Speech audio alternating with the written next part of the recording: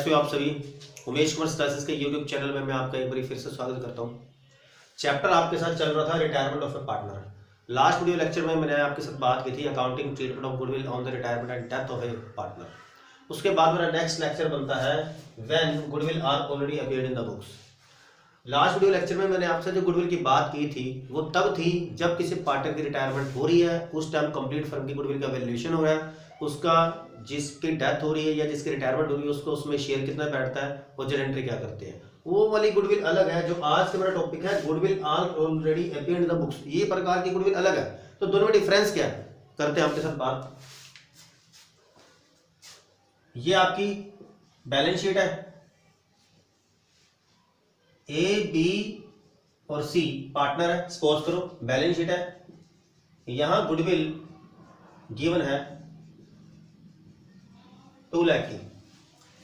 अब नीचे बोलता है कि सी की होगी रिटायरमेंट, उसके बाद गुडविल का वैल्यूएशन किया गया, वो गुडविल निकली 10 लाख की। ये जो गुडविल है स्टूडेंट, ये जो गुडविल है ये अलग है और ये गुडविल है ये अलग है। इस गुडविल को लास्ट वीडियो लेक्चर में मैंने गेनिंग रेशियो में डिस्ट्रीब्यूट किया था और जो आज का जो टॉपिक है ये बटेगी होल्ड रेशियो में। ठीक है स्टूडेंट, तो दोनों में देखो कहीं ना कहीं डिफरेंस है। ये गेनिंग रेशियो में डिस्ट्रीब्यूट होती है, ये होल्ड रेशियो में डिस्ट्रीब्यूट होती है। चलिए आइए स्टार्ट करते हैं। मेरा आज का टॉपिक है when goodwill are already appeared in the books. यहां बुक्स का मतलब लिया गया है बुक्स ऑफ अकाउंट से, इट मींस आपकी फर्म की बैलेंस शीट से। बैलेंस शीट में गुडविल पहले से ही गिवन होती है, उसको आपने पहले डिस्ट्रीब्यूट करना है, आफ्टर दैट आपने ये वाली गुडविल की एंट्री करनी है। तो मैं आज आपको जो न्यूमेरिकल क्वेश्चन स्टार्ट करवाने जाऊंगा, सबसे पहले मैं स्टार्ट कराऊंगा इसका क्वेश्चन, उसके बाद इसका और इसका जॉइंट क्वेश्चन मैं आपको कराने जा रहा हूं क्योंकि दोनों में डिफरेंस है। चलिए आइए स्टार्ट करते हैं।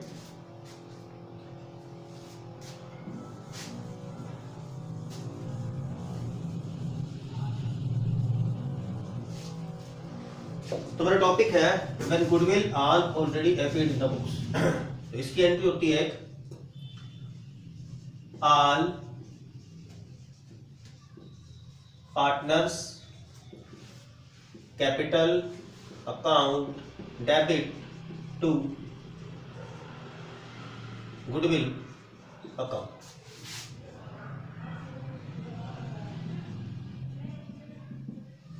ठीक है स्टूडेंट, ये हमारी जेन एंट्री है और ये ऑलवेज ओल्ड रेशियो में डिस्ट्रीब्यूट होती है। एक एग्जांपल लेते हैं आपके सामने। सपोज करो ए बी और सी पार्टनर है इक्वली, सी की होगी रिटायरमेंट, ठीक है, सी का शेयर बैठता है 1/3। क्वेश्चन के बीच में ये लाइन गिवन है कि when goodwill are already appeared in the books rupees 9,000। आपको गुडविल से रिलेटेड कोई भी क्वेश्चन दिया हो इस टॉपिक का, उसमें अगर ये लाइन मेंशन है तो आपने सबसे पहले ये वाली एंट्री कर देनी है। अभी देखो ये लाइन मेंशन है ना, When goodwill are already appeared in the books, तो आपको सबसे पहले ये वाली एंट्री डिस्ट्रीब्यूट कर देनी है, उसके बाद आगे की लाइन हम देखेंगे। चलिए देखते हैं इसे। तो क्या है इसका सॉल्यूशन, ऑल पार्टनर्स कौन है, ए बी, बी बी और सी बी, यानी कि A's capital account debit, B's capital account debit, C's capital account debit to goodwill account। तो ऑलरेडी अपीयरिंग वाली गुडविल कितनी है 9,000, पुट कर दीजिए। इसको बांटो किस रेशो में, होल्ड रेशो में। होल्ड रेशो है 111, 3,000 3,000 एंड 3,000। ठीक है स्टूडेंट, आई होप आपको समझ में आ गया होगा। कुछ स्टूडेंट ने मेरे से क्वेश्चनिंग की कि सर यही टॉपिक हमें जो टर्म फर्स्ट में चैप्टर था एडमिशन ऑफ ए पार्टनर उसमें भी था, उसमें उस टाइम आपने कौन सी जनरल एंट्री की थी और आज आप कौन सी कर रहे हैं, दोनों में कुछ डिफरेंस है। यस स्टूडेंट, बिल्कुल डिफरेंस है। इस डिफरेंस को मैं आपको समझाता हूं। इसको मैं रब कर देता हूं।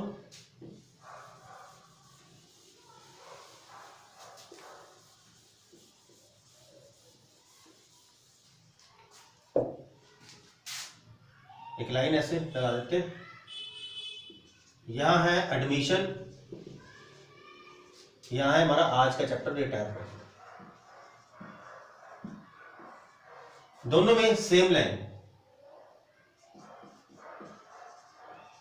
When goodwill are already appear in the books. इसमें भी सेम क्वेश्चनिंग।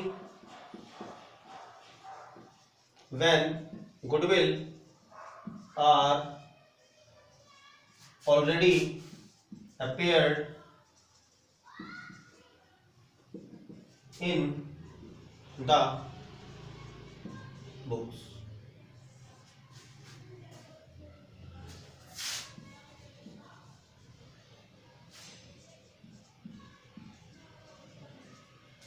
इसमें भी सेम है।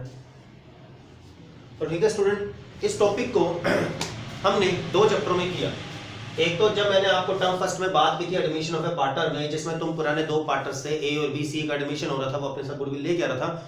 उस चैप्टर में भी ये लाइन गिवन थी, ये टॉपिक वहां भी था और ये टॉपिक आज भी है। उस टाइम एडमिशन कर रहे थे, आज हम रिटायरमेंट कर रहे हैं।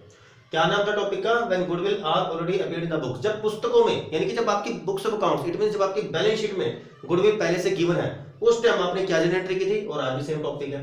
तो देखते हैं। उस टाइम हमने जो एंट्री की थी, ओल्ड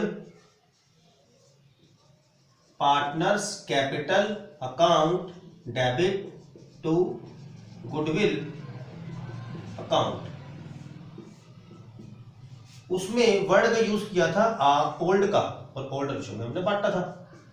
आज पार्टनर की रिटायरमेंट हो रही है, जो पार्टनर रिटायर हो रहा है वो काम करके गया है, इसलिए वो अपनी पुरानी गुडविल में अपना शेयर लेके जाएगा। इसलिए आज हम ओल्ड वर्ड का यूज नहीं करेंगे, आज हम वर्ड का यूज करेंगे आल। सभी में डिस्ट्रीब्यूट होगी। All partners capital account debit to goodwill account.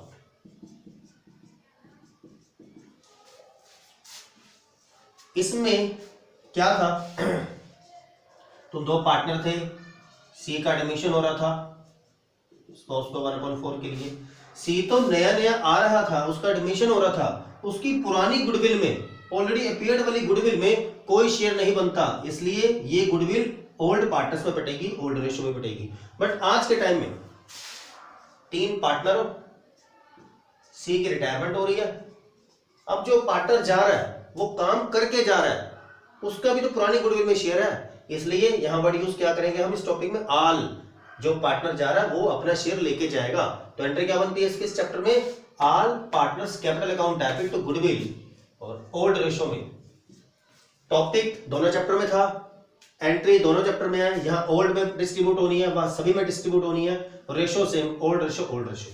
ठीक है, आई होप आपको ये टॉपिक अच्छे तरीके से समझ में आ गया होगा।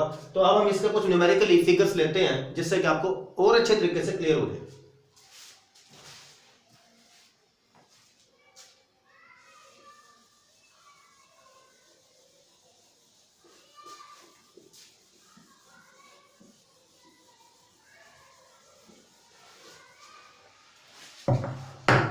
एक जॉइंट क्वेश्चन करा देता हूं आपको। Example number 16। Example number 16। इसमें दो टाइप के टॉपिक आए हैं। एक तो आपका ऑलरेडी अपीयर वाला हो गया, एक रिमेनिंग टू रिटायरिंग वाला हो गया। इसके स्टेटमेंट में मेंशन करता हूं, ए बी सी पार्टनर है, A B C 3:2:1। Goodwill appearing है 2,40,000। Goodwill appearing 2,40,000। बी की होगी रिटायरमेंट, बी रिटायर हो गया, और जिस टाइम बी की रिटायरमेंट हो रही थी उस टाइम फर्म की गुडविल का वैल्यूएशन किया गया था, उसकी अमाउंट 6 लाख आई थी। और अब बी तो हो गया रिटायर, बच्चे कौन, ए और सी। इन दोनों ने डिसीजन लिया कि अब से हम फ्यूचर में किस रेशो में बांटेंगे, 3:2। कहता है जर्नल एंट्री पास आउट करो, जर्नल एंट्री पास आउट करो। तो स्टूडेंट ये आपका क्वेश्चन है। स्टेटमेंट में आपको दोबारा से रिवाइज करा देता हूं। ए बी सी पार्टनर है जिनकी रेशो है 3:2:1, ठीक है। Goodwill are already appeared in the books 2,40,000। ये बना आप हमारे आज का टॉपिक। एक तो टॉपिक आपका बैठता ही है जिसकी जर्नल एंट्री करनी है, ये वाली। उसके बाद कहता है बी की होगी रिटायरमेंट। यहीं से पता लगता है रिटायरमेंट का चैप्टर है। बी की होगी रिटायरमेंट। जिस टाइम बी की रिटायरमेंट हो रही थी उस टाइम कंप्लीट फर्म की गुडविल का वैल्यूएशन किया गया था। वैल्यू कितनी आई थी, 6 लाख। और बी के चले जाने के बाद ए और सी तो रह गए। अब ए और सी ने डिसीजन लिया कि अब से हम फ्यूचर में इस रेशो बांटेंगे। आपको अच्छी तरह बता रखा है जब भी फ्यूचर रेशो की बात की जाए समझो वो न्यू रेशो है। और कहता है जी जर्नल एंट्री करो। चलिए आइए स्टार्ट करते हैं। इसमें देखो 2 टॉपिक आते हैं, एक तो ये वाली गुडविल का, एक इस गुडविल का। तो स्टार्ट करते हैं। यहां हम स्टार्ट कर लेते हैं। सॉल्यूशन देखो, जब कोई फर्म में कोई भी चेंजेस आता है, ये पार्टनर रिटायर हो रहा है, इसकी गुडविल की एंट्री करने से पहले जो फर्म में पहले से ही गिवन है ना, उस गुडविल का हिसाब किताब सारे पार्टनर्स चाहते हैं कि पहले ही कर दिया जाए। नहीं तो किसी के साथ नाइंसाफी नहीं होनी चाहिए। कोई कहता है मुझे गुडविल में शेयर कम मिला, कोई कहता है ज्यादा मिला, उसने कम काम किया था उससे गुडविल की अमाउंट ज्यादा मिल गई।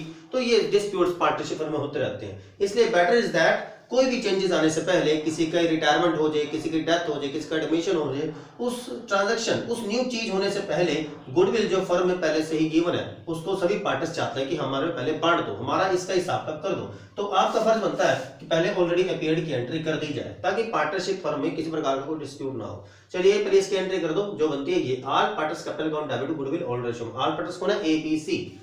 तो क्या है इसकी entry, A's capital account debit, B's capital account debit, C's capital account debit to goodwill account. इसकी अमाउंट कितनी है, 2,40,000, 2,40,000।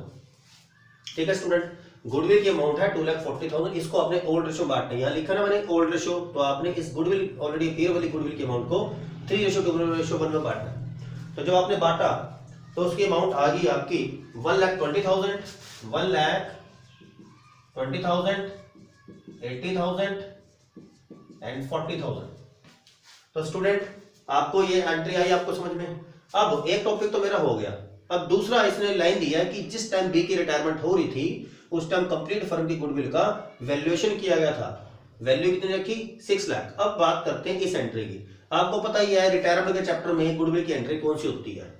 लास्ट वीडियो लेक्चर में मैंने आपको बताया था एंट्री कौन सी होनी है। एंट्री होनी है remaining partner capital account debit to retiring partner capital account,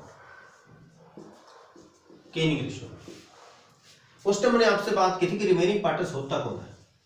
जैसे कि ए बी सी पार्टनर है, सी की रिटायरमेंट हो रही है, अब जो ए और बी रह गए ना वो है रिमेनिंग पार्टनर। सी रिटायर हो रहा है, सी रिटायरिंग, यानी कि जो रह गए हैं जिन्होंने आगे फर्म में काम करना है वो पार्टनर को लिखो डेबिट में, जो चला गया वो क्रेडिट में।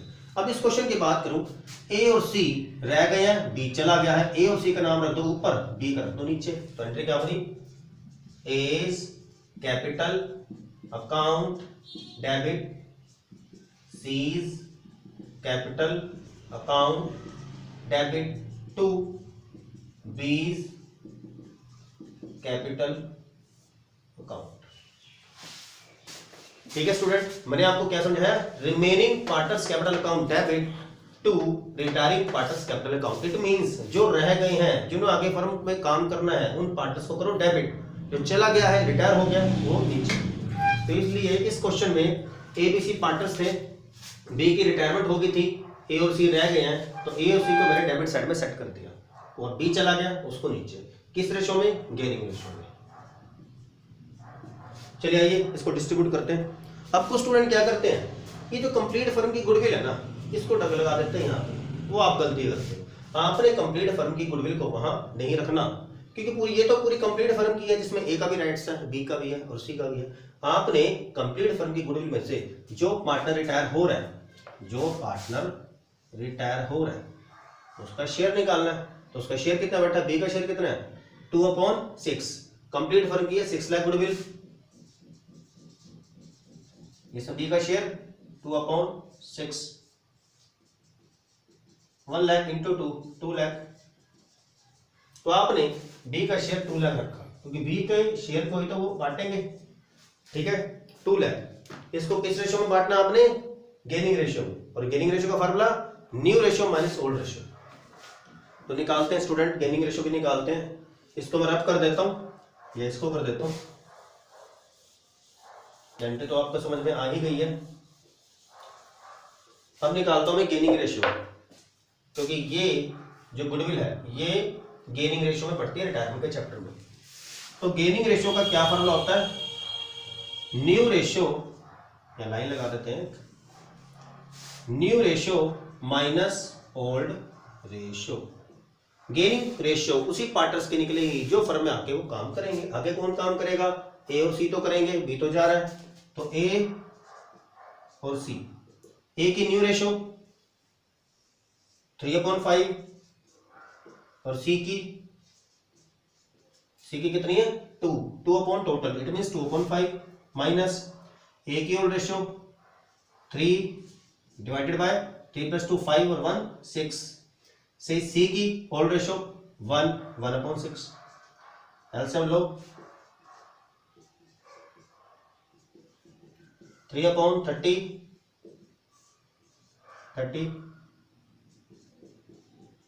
7/30।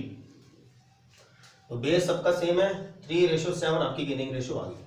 और इस 2 लाख को 3:7 में जब आपने डिस्ट्रीब्यूट किया तो वो आ गया 60,000 एंड 1,40,000। तो स्टूडेंट आई होप आपको ये क्वेश्चन बड़े अच्छे ही ढंग से समझ में आ गया होगा।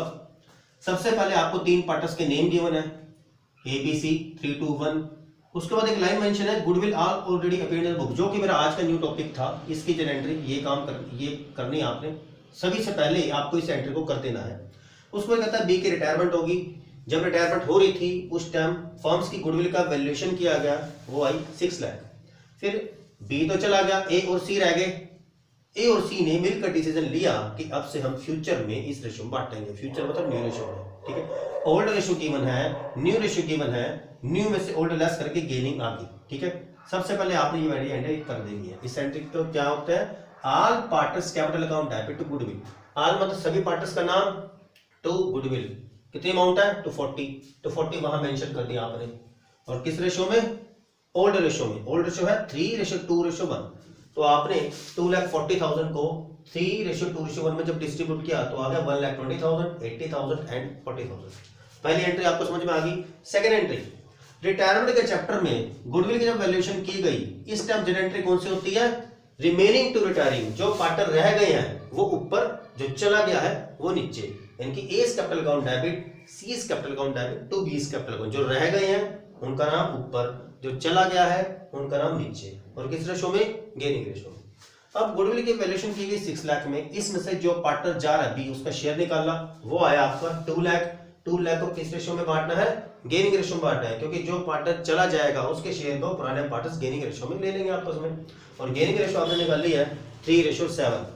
2 लाख को जब आपने 3:7 में डिस्ट्रीब्यूट किया तो अमाउंट आ गया आपके 60,000 एंड 40,000। आई होप आपको ये क्वेश्चन बड़े ही अच्छे तरीके से ये टॉपिक क्लियर हुआ होगा।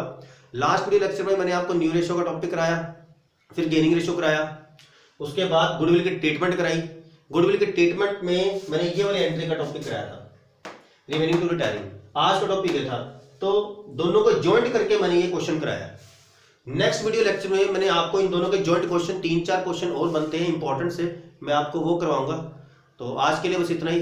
Thank you.